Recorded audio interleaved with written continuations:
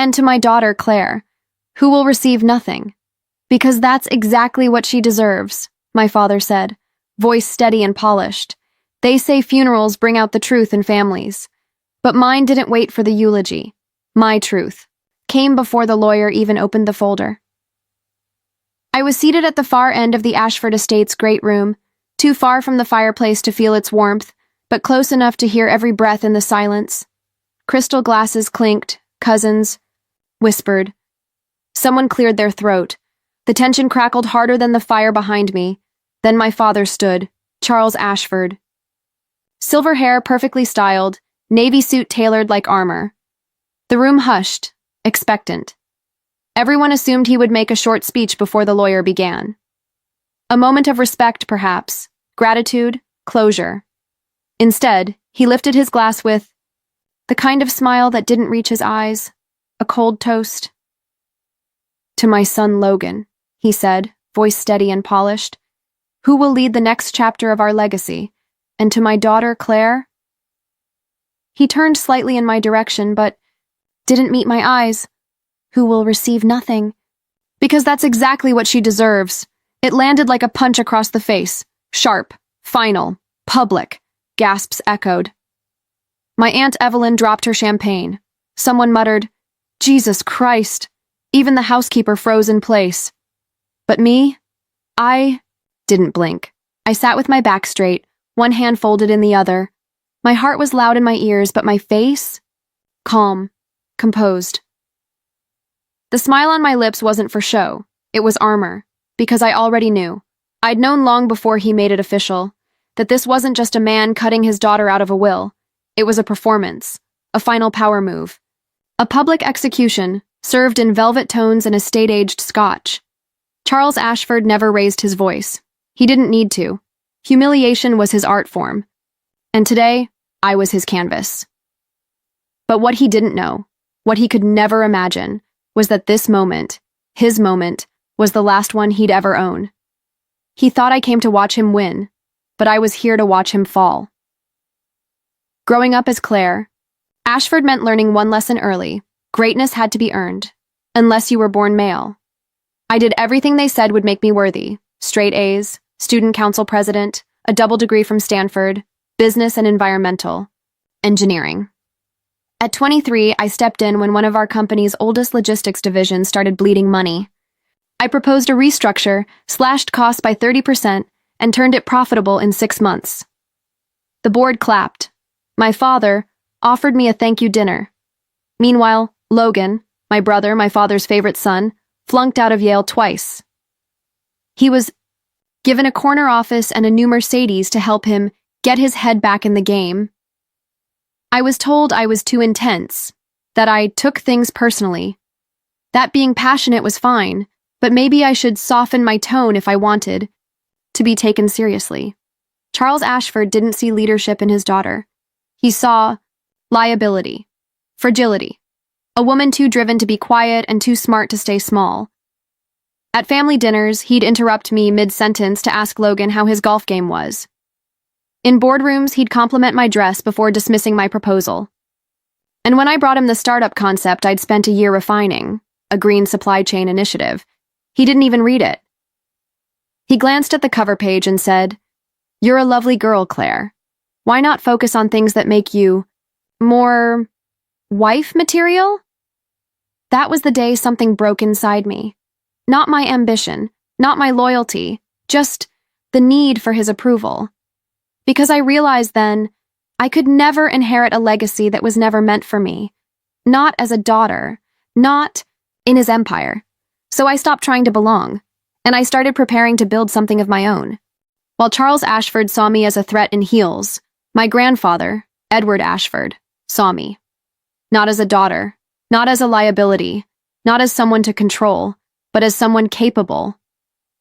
He used to sit with me in his library, books piled around us, like fortresses, and listen.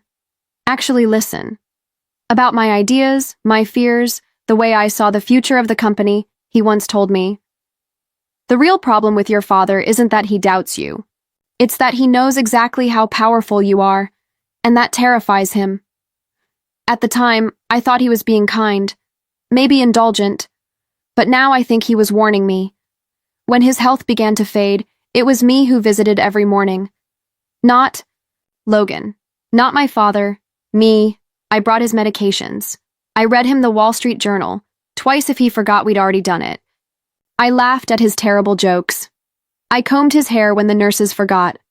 I answered the phone when his lawyers called. I stayed late when he forgot my name and still held his hand. And one morning, in a rare moment of clarity, he said, "I may be dying, but I'm not blind.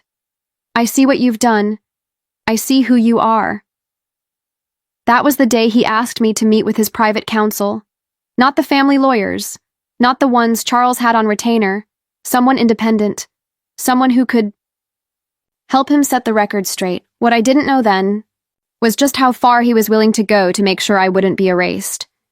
They buried my grandfather in a mahogany casket lined with gold trim, fit for a man who built an empire from the ground up. And then, in front of everyone, my father buried the truth. The chapel was packed. Business partners, family friends, board members, politicians in tailored suits who owed my grandfather more than just a handshake. Everyone came to praise Edward Ashford. Everyone except me. I wasn't invited to speak. I wasn't even listed in the program. I sat 5 pews back, in black, quiet, watching Charles take the pulpit like a king addressing his court. He cleared his throat, let the silence sit, then began. My father was a man of vision, discipline, and loyalty. He believed in order, in structure, and above all, family. My son Logan will carry that vision forward. Not once did he mention me. Not once did my name pass his lips. I wasn't a granddaughter. I wasn't a caregiver. I wasn't even a shadow. Just a ghost at the edge of the kingdom. That's when I knew. It wasn't just about money, or legacy, or pride. Charles wasn't trying to disinherit me. He was trying to erase me. From memory, from history, from our bloodline. But I didn't interrupt. I didn't scream. Because I already knew what he didn't. I knew there was another will. A sealed envelope, signed, notarized, waiting. So I sat in silence and let him dig his own grave with every word. 2 weeks after the funeral, the Ashford Estates drawing room was full again. But this time, the mourning was over. The performance was beginning. The lawyer, Mr. Franklin Ellis, sat at the head of the long table, 2 folders in front of him, one slim, the other thick with wax seals. No one paid attention to the second one, except me. I'd been seated at the far end again, next to a drafty radiator like an afterthought. Logan and my father took center stage, all elbows on polished wood, sipping aged bourbon like they already owned the legacy. Charles adjusted his cufflinks and stood, a practiced smirk tugging at the corner of his mouth. "Before we begin," he said smoothly, raising his glass once again, "I'd like to offer a final toast. To my son, Logan, who will lead Ashford Global into its next era with honor." He paused for effect. People nodded, smiled. Then his voice dropped, low, theatrical. "And to my daughter Claire, who chose emotion over loyalty. I hope you find peace wherever you land." Laughter bubbled at the edge of the room, tight, uncomfortable. Aunt Evelyn looked away. Mr. Ellis blinked slowly, then opened the first folder. Routine, distribution of assets, vacation homes, art, jewelry. I didn't move. I just waited, because I knew what was coming. He cleared his throat once more and slid his hand toward the second envelope. Thick, sealed, gold-stamped. "Per the late Edward Ashford's private directive," he said carefully, "the controlling shares of Ashford Global, the estate, and full voting authority are to be transferred immediately to Claire Ashford." Silence detonated. Logan choked on his drink. A glass cracked in someone's hand. My father's eyes didn't blink, just stared. I smiled, because now the room belonged to me. The moment my name was spoken, everything shifted. Not just in the room, but in the balance of power. But the truth? That moment wasn't luck. It wasn't revenge. It was design. My father thought he raised a daughter he could manage. What he actually raised was a strategist, and it didn't start at the will reading. It started the day he pushed aside my business proposal, 6 months of research, innovation, heart, like it was a napkin left at lunch. "You're a lovely girl, Claire," he said. "Focus on things that make you more wife material." I left his office in silence, went home, locked the door, and built a war room. I founded Steel Magnolia Ventures, a private LLC under a pseudonym, joined think tanks he never tracked, consulted for fintech firms, started investing in climate startups with real revenue and real teeth. I learned to keep my tone sweet, my smile tight, my ambition folded behind silk blouses and neutral lipstick. Every Sunday dinner, every board meeting where I was asked to fetch coffee while Logan gave half-baked pitches. I was listening, watching, calculating, and when Grandpa's health began to slip, I didn't lean in for inheritance. I leaned in because he mattered, because dignity matters, because I wanted to protect what was left of the man who once told me, "Control doesn't make you powerful, Claire, but clarity does." So when I saw the corners Charles was cutting, the way he rushed medical documents, manipulated staff, pushed for power of attorney, I acted. I asked Grandpa if he trusted the family lawyers. He didn't. I asked if he wanted a second opinion. He nodded. I contacted Mr. Ellis.